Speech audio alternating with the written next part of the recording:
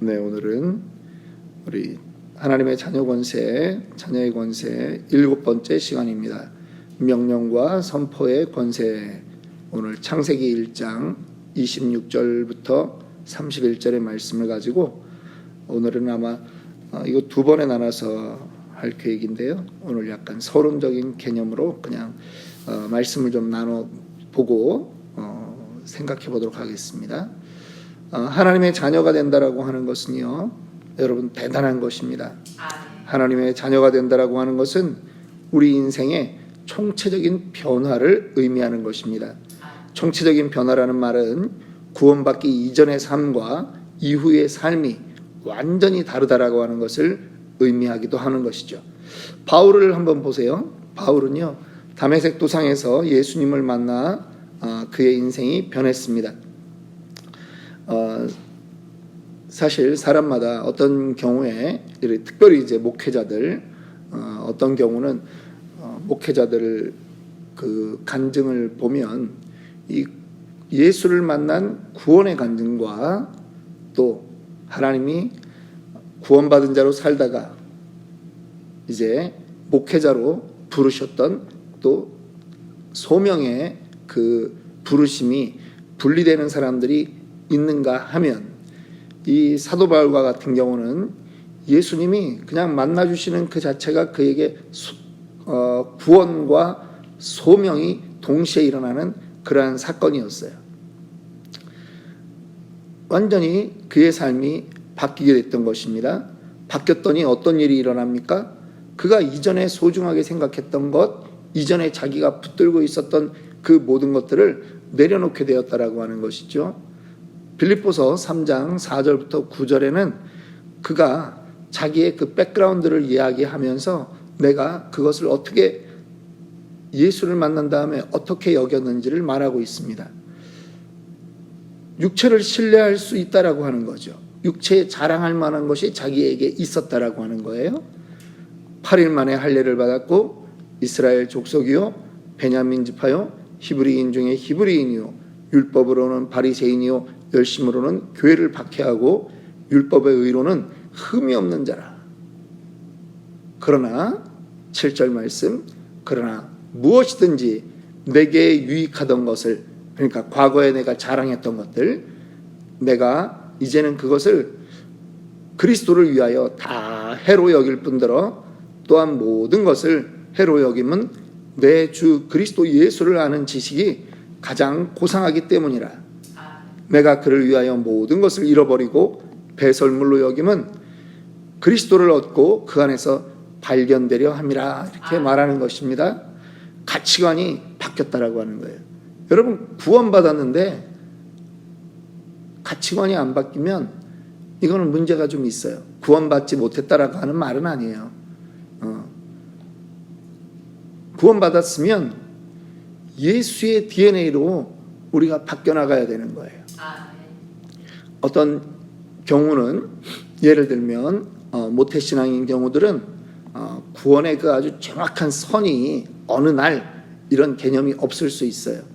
근데 이 사람들은 누구보다도 열심히 신앙생활을 합니다.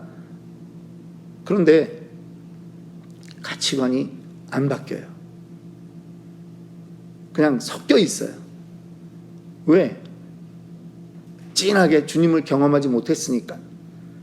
근데 주님을 이 나이가 들어서 경험하고 구원받은 사람들은 가치관이 같이 한꺼번에 바뀌는 거예요. 그런데 이것도 성령에 의지해서 계속적으로 그렇게 살기로 작정하고 나아가야 되는데 예수를 몇 년 믿다 보면 그 구원의 감격이 식어지는 거예요. 이 땅 가운데서 살아가는 우리의 모습은 똑같으니까. 그런데 아니에요. 우리는 구원받은 사람은 이 땅에서 공부하고 경제활동하고 직장생활하고 하는 목적이 우리는 바뀌어 있는 거예요. 그냥 나 혼자, 나 한 사람, 내 가정 잘 먹고 잘 살기 위해서 그러한 활동을 하는 게 아니에요. 누리지 말라는 것이 아닙니다. 그런데 우리가 공부를 하고 직장 활동을 하고 돈을 벌고 하는 모든 것은 먹든지 마시든지 무엇을 하든지 다 누구를 위해서? 하나님의 영광을 위해서 해야 되는 것입니다. 이것이 하나님 자녀의 의무이며 책임인 것이에요. 예수님의 사랑을 실천하도록 우리는 부름받은 것이에요. 그게 구원이에요. 천국 가라고 하는 그 단순한 그 하나가 구원이 아니라는 거예요. 새 생명을 얻었는데 새 생명을 얻은 자답게 살아야 된다라고 하는 것입니다. 바울처럼 전부 다 장가가지 말고 복음 전파하라 이런 말이 아니잖아요. 이 땅에서 우리가 사회 곳곳에서 우리가 해야 될 일들이 있다라고 하는 것입니다. 그래서 이러한 변화된 인생으로 우리가 살아가는 것에 아주 중요한 부분이 뭐냐면 권세를 누려야 된다라고 하는 거예요. 우리는 전부 다 하나님의 자녀가 되었습니다. 우리는 양자 되었어요. 쉽게 얘기해서 고아원 출신인데 부잣집에 양자 되었다면 그는 어떻게 살겠습니까? 아버지의 그 모든 권세를 누리고 사는 것이 당연한 거예요. 그런데 내 능력으로 살려고 하면 양자된 의미가 없는 거예요. 믿으십니까? 우리는 하나님의 자녀가 되었어요. 권세를 누려야 돼요. 그러면 이제 우리는 예수님과 예수님의 권세를 누려야 되는데 우리 어떤 사람들은 예수님은 하나님이고 우리는 사람인데 어떻게 우리가 예수님의 권세를 다 누려? 아니, 그거는 우리가 신이 되라는 말이 아니잖아요. 신이 된다는 말이 아니라 하나님은 우리에게 부어주신 그 권세를, 아들의 권세를 누리라고 하는 거잖아요. 예? 로마서 그래서 8장 29절에 또 하나님이 미리 아신 자들을 또한 그 아들의 형상을 본받게 하기 위하여 미리 정하셨으니 이는 그로 많은 형제 중에서 맏아들이 되게 하려 하심이라. 제가 이 구절 여러 번 인용했는데 뭐냐면 우리가 하나님의 형상을 본받아야 되는 게 우리의 임무예요. 그런데 본받을 모델이 누구예요? 인간의 몸을 입고 이 땅에 오셨던 그분 예수 그리스도를 우리가 본받는 거예요. 그래서 우리는 그리스도의 장성한 분량에까지 자라나는 거죠. 이게 우리 삶의 목적이에요. 예수의 DNA가 우리에게 있는 거예요. 그러니까 우리가 하나님이 창조 때부터 누리셨던 그 권세를 우리가 다 사용할 수 있다라고 하는 것입니다. 교회가 세상에 빼앗긴 것이 참 많아요. 첫째는 용어를 너무 많이 세상에 빼앗겼잖아요. 성경의 좋은 용어들 전부 다 이단들이 가져갔잖아요.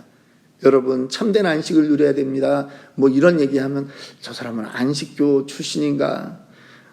여러분 새하늘과 새 땅에 소망을 도와야 됩니다. 그러면 이거 한문으로 하면 신천지인데 이 구원을 자꾸 강조하다 보면 구원파인가? 마가의 다락방의 그 뜨거운 열기처럼 오늘 이 밤에 우리도 뜨겁게 기도해야 됩니다. 저 사람은 왜 다락방을 쓰지? 다락방 판가? 뭐 이렇게 되는 거예요. 그러니까 뭐 용어 좋은 거 있으면 전부 다 빼앗긴단 말이에요. 그것뿐이겠어요? 예수님의 전도 방식은 뭐예요? 예수님은 왜 이 제자들 12명만 남겨놨어요? 예수님의 전도 방법은 제자 훈련을 통한 거거든요. 제자들이 또 제자들을 만드는 거예요. 그래서 예수님에게 3명의 아끼는 제자들이 있어요. 데리고 다녀요. 거기다가 또 12명의 제자들이 있어요. 그 다음에 70명의 제자들이 있어요. 이게 여러분 뭐가 연상되세요?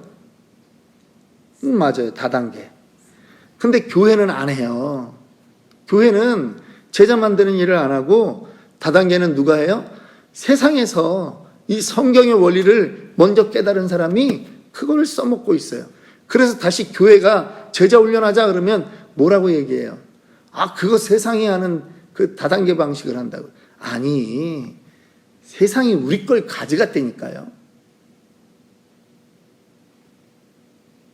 지금 교회에서 명령하자, 선포하자, 외치자, 따라해라. 그러면 딱 삐딱하게 봐요. 뭐라고 생각하는 줄 아세요? 저거 인본주의적인 거 아니야? 응? 뉴에이지 아니야? 조엘 오스틴 계열 아니야? 외치면 다 된다고? 이러면서 삐딱하게 보는 거예요. 그러니까 사실은 성경이 외치고 있는데 어디서 지금 제일 많이 외치고 있어요? 보험회사 아줌마들. 제 친구가 ROTC 나와가지고 그 중이 마치고 회사 찾는데 그냥 가장 먼저 들어갈 수 있는 회사들이 옛날엔 생명보험회사였어요. 그 맨날 만나면 야 재미없어 죽겠다. 넌 뭐하냐? 이러면 아침마다 아줌마들 데리고 영업실적 얘기하고 구호 외친다. 군대에서도 외쳤는데 보험회사 아줌마들 데리고 외친다. 야 외치면 효과 있냐? 야 근데 외치는 사람들이 한참 외치다 보면 진짜 될 것 같아. 근데 진짜 실적을 많이 외치는 사람이 많은 실적을 가져온다는 거예요. 신기하다는 거예요. 아니 성경이 선포하라고 되어 있어요. 근데 교회는 선포하면 이상하다고 얘기를 하고요. 세상이 돈 버는데 선포하는 거예요. 다 빼앗겼어요. 2년 전에 제가 어떤 선교사 한 분을 만났어요. 저보다 나이가 젊어요. 한 10살이 뭐야. 지금 그 친구가 이제 한 43살 정도 됐으니까 한 13살, 14살 어리겠네요. 근데 이분이 간증을 하는데, 저에게 많이 충격이 됐어요. 대학 마치고 취직할 데가 없어가지고 기아자동차에 영업사원으로 취직을 했답니다. 그런데 영업사원으로 취직을 했더니 이 신입사원 연수를 하는데 일단 처음 3주를 합숙훈련을 하는 거예요. 그래서 합숙훈련 들어갔더니 처음부터 하는 게 외치고 따라하라는 거예요. 그러면서 기아가 제일 좋다는 그런 구호만 따라하라는 거예요. 무조건. 그러면서 기아자동차 그 공장들을 전부 다 견학을 시키고요. 기아자동차 엔진 만드는 데를 다 가서 보여주는 겁니다. 그러면서 거기서도 막 계속 구호를 외치는 거예요. 무조건 기아가 제일 좋다고. 그리고 합숙하고 아침 새벽에 일어나면 그 연수원에 구보하면서 또 외치고 뭐 활동만 하면 외치는 거예요. 3주가 딱 지났는데 이 친구가 얘기하는 거예요. 이 선교사님이 3주 지나가지고 연수원 밖으로 나와가지고 세상을 보는데 지나가는 벤츠가 우습게 보이더래요. 아니 왜 좋은 기아차를 놔두고 저 비싼 벤츠를 타고 다니지? 우리 차가 제일 좋은데? 아니 왜 BMW를 타고 왜 아우디를 타고 다니지? 기아가 제일 좋은데? 사람이 바뀌어버린 거예요. 그러더니 여러분 자신이 생기더래요. 왜? 내가 지금 팔고 있는 이 기아차가 전 세계에서 제일 좋으니까. 제일 좋아요? 기아차가? 그분은 자기 차가 제일 좋대. 기아차가. 벤츠도 우습게 보이더라는 거죠. 이 제일 좋은 걸 파는데 내가 왜 누구한테 굽실굽실대냐 이거죠. 그리고 나서 3개월 뒤에 정말 처음으로 차 한 대를 팔았다라고 하는 거예요. 이야 이게 되는구나. 저 사람이 진짜 기아차의 그 진가를 알아봤구나. 그 생각이 드니까 더 신이 나가지고요. 이 사람이 2년 만에 경기 인천 지역에서 기아차 판매왕이 된 거예요. 그러고 나서 이 사람이요 동유럽에 선교사로 갔습니다. 그런데 문제는 선교 현장에서 전도가 안 되는 거예요. 전도를 하는데 언어 배우고 뭐 이러면서 전도를 하는데 우즈베키스탄에 먼저 가가지고 하는데 전도가 안 되는 거예요. 왜 전도가 안 될까 고민했답니다. 내가 기아 판매왕도 했는데 왜 전도가 안 될까? 이 친구가 하나님께 회개했다는 거예요. 세상에서 가장 좋은 생명 살리는 복음을 가졌는데 내가 기아 이 자동차 파는 것만도 못하게 내가 굽실거린 거예요. 믿어주세요라고 한 거예요. 선포하지 못했다라고 하는 거예요. 그래서 어떻게 했느냐? 밖에 나가서 선포하면 미쳤다 그럴까 봐 집안에서 둘이 와이프랑 예수님을 선포하는 거예요. 예수 믿으라고. 예수 믿으라고. 1시간, 2시간을 선포하고 오후에 밖에 나가서 사람들을 만나는데 이분이 나중에 이제 우크라이나 지금 이제 전쟁 한참 하잖아요. 우크라이나 선교사로 갔어요. 거기서 이분이 1년 만에 40명을 전도했어요. 오늘 제가 좀 서론격으로 말씀드리는 건데 사람들이 어디 가면 가장 많이 외치는 줄 아세요? 전 세계 사람들이 군대에 가면 많이 외쳐요. 근데 희한한 게 있어요. 모든 나라 군대는 다 외친다는 거예요. 근데 많이 외친 곳은 파워풀해요. 하나님의 형상대로 우리는 창조되었기 때문입니다. 창세기 1장 28절 하나님이 그들에게 복주며 이제 말씀하시는 거예요. 하나님이 그들에게 이르시되 생육하고 번성하여 땅에 충만하라. 땅을 정복하라. 바다의 물고기와 하늘의 새와 땅에 움직이는 모든 생물을 다스리라. 하나님이 우리에게 명령하신 거예요. 너는 나와 같이 창조되지 않았냐? 나의 모습으로, 나의 그 모양대로. 우리가 하나님을 닮았다는 말은요, 하나님과 교제할 수 있다라고 하는 말이고요. 하나님의 영적 권세를 우리도 가졌다라고 하는 얘기예요. 하나님이 6일째에 아담을 만드십니다. 그리고 남자라고 이름을 붙여주시죠. 그리고 나서 아담에게 권위를 부여하신 거예요. 이 생물들을 다스리고 통치할 권세를 주셨어요. 그리고 나서 하게 한 일이 뭐예요? 이름을 정해봐. 그거예요. 여러분, 이름을 지어준다라고 하는 거 아무나 짓는 거 아니에요. 권위자가 지어주는 거예요. 아담이 이 땅의 모든 이름을 아담이 지었어요. 하나님이 지은 거는 낮이라 밤이라 저것을 하늘이라 부르리라 땅이라 부르리라 바다라고 하리라. 그리고 아담의 이름 지어준 게 하나님이 하신 일이에요. 나머지 일은 아담이 했다고요. 이름은 권세 있는 자가 짓는 거예요. 우리가 그런 존재예요. 아담의 후손이라고요. 물고기의 이름을 다 아담이 지었고 새와 가축과 이 생명체의 모든 이름들을 아담이 지었어요. 심지어는 여자라고 하는 그 이름 하와라고 하는 것도 아담이 지은 거예요. 그래서 여자가 순종하고 남자가 그 권위자로 아내를 사랑해야 되고 통치해야 되는 책임이 있는 것이 성경적 원리라고 하는 것입니다. 왜 외치라고 합니까? 아니 구원받았는데 하나님의 자녀 됐는데 살아가는 모습이 똑같으니까 권세를 누려야 되는데 권세가 있는지도 모르니까 외치라고 하는 거죠. 따라합니다. 있을지어다. 그대로 되니라. 좋았더라. 있을지어다. 그대로 되니라. 좋았더라. 여러분의 삶의 문제 가운데 선포하세요. 여러분들의 가정에서 게으름과 관계에 막힌 담이, 재정에 어려운 담들이, 묶인 것들이 풀려지기를 선포하시기를 주님의 이름으로 축원합니다.